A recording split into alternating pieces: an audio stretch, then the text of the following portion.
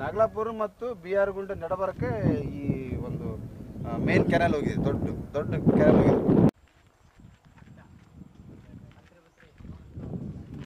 Canal ಬಂದದ್ದು ನೋಡ್ರಿ 99 ಹಂಗೆ ಬಂದಿರ್ಬೇಕು. 99 2001 ಬಂದಿಲ್ಲ ನೋಡ್ರಿ. ನೀರು ಯಾವಾಗ ಬಂತು? 2005 ಬಿಟ್ಟಾರ ನೀರು. ಈಗ ನೀವು ಹೇಳಿದ್ರಿ ನಿಮ್ಮದು 7 ಎಕರೆ ಜಮೀನು ಹೋಗಿದೆ ಅಂತ. ಹೌದ್ರಿ ಕೆನಾಲಿಗೆ. ಆಗ ನೀವು ಅವರು ಬಂದು ಕೇಳಿದ್ದು ಮತ್ತೆ ಸರ್ಕಾರದಿಂದ ಯಾವುದಾದ್ರೂ ಇದು ಬಂತ ಅಂದರೆ ರೊಕ್ಕ ಕೊಟ್ಟಾರ. ಅವ್ರು ಕಡಿಮೆ ರೀ. ಅವಾಗ ಗುತ್ತೇದಾರರು 13,000 ಕೊಟ್ಟಾರ ಎಕರೆಕ್ಕೆ. ಇವರು ಸರ್ಕಾರದ ರೊಕ್ಕ ಅಂತೇಳಿ 40,000 ಕೊಟ್ಟಾರ. ಟೋಟಲ್ 53,000 ಕೊಟ್ಟಾರ ಒಂದು ಎಕರೆ.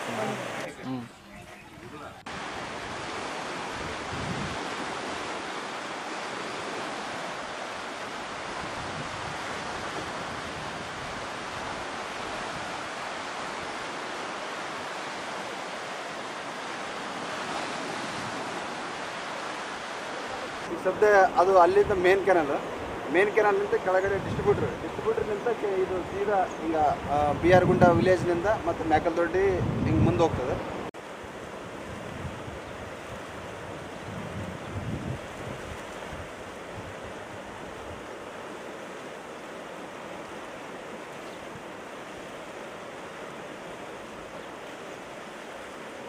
ಸುಮ್ಮನೆ ನೀರಾವರಿ ಅನ್ನೋದು ಅಷ್ಟೇ ಐತೆ. ಅದು ಈಗ ನೀರಾವರಿ ಬಂದಾಗಲೇ ಕೆಲವ್ರು ಹೊಲಗಳು ಮಾರ್ಲಕತ್ತಾರ, ಕೆಲವ್ರು ಬೆಂಗಳೂರಿಗೆ ಹೋಗ್ಲಕತ್ತಾರ, ಇನ್ನೊಬ್ರು ಕೆಲವ್ರಿಗೆ ಲೀಜಿಗೆ ಹಾಕ್ಲಕತ್ತಾರ. ಮೊದಲಾದ್ರೆ ಏನಿಲ್ಲ ರೀ, 6 ಸಂಸಾರಗಳು ಅವ್ರು ಕರೆಕ್ಟೇ ಮಾಡ್ತಿರು. ಅವಾಗೇನು 10 ರೂಪಾಯಿ ಕೂಲಿ ಇತ್ತು ರೀ, ಅಷ್ಟಾಗ ಆರಾಮಿದ್ದೀವಿ. ಈ ನೀರಾವರಿ ಬಂದದಕ್ಕೆ ಹೆಚ್ಚಿನ ಖರ್ಚಾಗಿದೆ ರೀ. ಇದು ಕಣ್ಣಿಗೆ ಕಾಣ್ತದ, ರೊಕ್ಕ ಉಳಿಯಂಗಿಲ್ಲ ರೈತರಿಗೆ.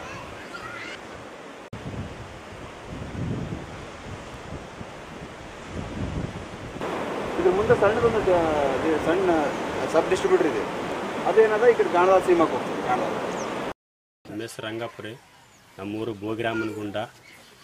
ನಾವು ನಮ್ಮ ಹೊಲದಲ್ಲಿ ನಮ್ಮ ಸರ್ವೆ ನಂಬರ್ 11 ನಮ್ಮ ಹೊಲದಲ್ಲಿ ನಾವು ಈಗ ಭತ್ತ ಮಾಡಿದ್ದೇವೆ. ಆದರೆ ನಾವು ಫಸ್ಟಿಗೆ ಅಂದರೆ 2005ರಲ್ಲಿ ನಮ್ಮ ನಾರಾಯಣಪುರ ಬಲದಂಡೆ ಕೆನಾಲ್ ನಮ್ಮ ಈ ಭಾಗಕ್ಕೆ ಒಂದು ನೀರು ಆದರೆ ಎಣ್ಣೆ ಗೊಬ್ಬರ ಇವಾಗಿನ ಕಾಲದಲ್ಲಿ ಅದು ಎಷ್ಟು ಹಾಕಿದ್ರನ್ನ ಆ ಬೆಳೆಗೆ ಕಮ್ಮಿ. ಯಾಕಂದ್ರೆ ರೈತರು ಒಂದು ಬೆಳೆ ಬೆಳಿಬೇಕಾದ್ರೆ ಒಂದು ಎಕರೆಗೆ ಸುಮಾರು ಭತ್ತ ಒಂದು 35ರಿಂದ ಒಂದು ಕ್ವಿಂಟಲ್ ಬರ್ಬೇಕಾದ್ರೆ ನಮ್ಮ ಭೂಮಿಗೆ ಅಷ್ಟು ಒಂದು ಯೋಗ್ಯ ಅದ. ಅದಕ್ಕಿಂತ ಹೆಚ್ಚಿಗೆ ಬರಲ್ಲ ರೀ. ಯಾಕಂದ್ರೆ ನಮ್ಮ ಒಂದು ಎಕರೆಗೆ ಒಂದು ಭೂಮಿ ಭತ್ತ ಬೆಳಿಬೇಕಾದ್ರೆ 35 ಕ್ವಿಂಟಲ್ ಜಾಸ್ತಿ ಇಲ್ಲ, ಬೆಳೆಯಲ್ಲ. ಯಾಕಂದ್ರೆ ಇಲ್ಲಿ ಇದು ಕೆಂಪು ಮಣ್ಣಾಗಿರ್ತಕ್ಕಂಥದ್ದು, ಇಲ್ಲಿ ತೇವಾಂಶ ಭಾಳ ಹೆಚ್ಚಿಗಿರ್ತಕ್ಕಂಥದ್ದು ಕೆನಾಲ್ ನೀರು ಬಂದಾಳಿದ್ದ. ಯಾಕಂದ್ರೆ ಇಲ್ಲಿ ನೀರು ಜಾಸ್ತಿ ಹರಿದೋಕ್ಕಂಥದ್ದು ವೇಸ್ಟ್ ಆಗ್ತದೆ. ಯಾಕಂದ್ರೆ ಭೂಮಿಯಲ್ಲಿ ಫಲವತ್ತವಾದ ಬೆಳೆ ಬೆಳಬೇಕಾರೆ ಇದೇನು ಸರ್ಕಾರ ಗೊಬ್ಬರ ಇದೇನು ಉಪಯೋಗ ಮಾಡ್ತಾರ, ಇದರಲ್ಲಿದ್ದ ಬೆಳೆ ಮುಂದೆ ಬರ್ತಕ್ಕಂಥ ಬೆಳೆಗೆ ಭಾಳ ಅಪಾಯಕಾರಿ ಆದ. ಇದು ಯಾಕಂದ್ರೆ ಇದು ಸರ್ಕಾರ ಗೊಬ್ಬರ ಭಾಳ ಉಪಯೋಗ ಮಾಡಿದ್ರಿಂದ ಭತ್ತ ಬೆಳಿತಿದಂತ ನಾವು ಏನು ಉಪಯೋಗ ಮಾಡ್ತೀವಿ ಅದರಲ್ಲಿದ್ದ ನಷ್ಟನಾದ ಹೊರತು ನಮಗೆ ಲಾಭನಿಲ್ಲ. ಬಂದಿರ್ತಕ್ಕಂಥದ್ದು 2005ರಲ್ಲಿ